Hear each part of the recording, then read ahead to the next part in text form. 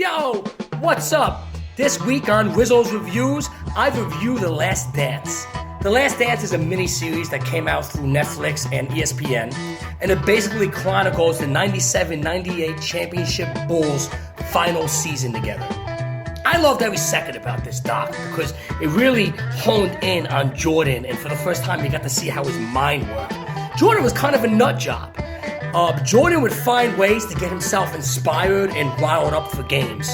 For instance, there's this classic game versus the Bullets in which LeBradford Smith scored 37 points against Jordan. This guy had the game of his life, would never play that well again. After the game, LeBradford Smith innocently says to Jordan, "Hey, nice game." Jordan goes back to the locker room and he's like, "Nice game, huh? You believe this guy with the fucking nice game?" Jordan convinced himself that this guy was mocking him. So Jordan shows up the next day, scores 37 points in the first half. He was a very competitive guy. I mean, that was Jordan.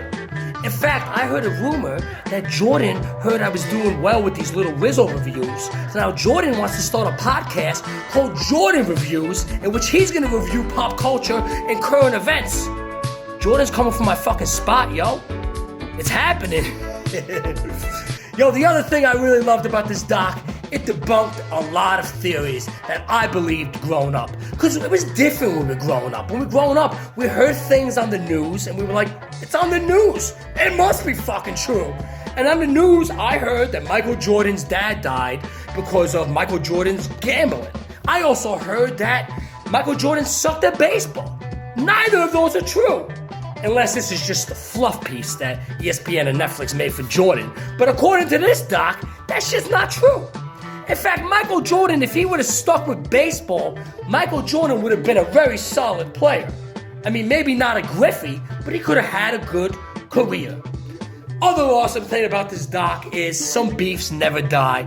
Isaiah and Jordan still beefing. Michael Jordan's on this doc. He says Isaiah's an asshole. Isaiah comes back at him. He's like, I didn't like the way the Bulls treated fucking Krause. The Pistons never treated McCloskey like that. And they're still beefing. Even Pippen has shit to say. Pippen didn't like the way that he was portrayed in this doc. A lot of ruffled feathers. One person who couldn't complain about this doc, Dennis Rodman, because he looked like a complete boss.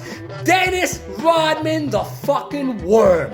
He took a vacation to go to Vegas to bang out Carmen Electra for a few days. Jordan had to show up at the hotel and drag Rodman out by his freaking nose ring. The Carmen Electra was hiding behind the couch. Her titties are flapping out. She's trying to keep the titties in so Jordan don't see them. Shit was crazy. This actually happened. And the other boss, Dennis Rodman moment that happened in this doc, right before Game 4, there's a big practice. All the Bulls are there. Dennis Rodman's nowhere to be found. Where's Rodman? Where's Rodman?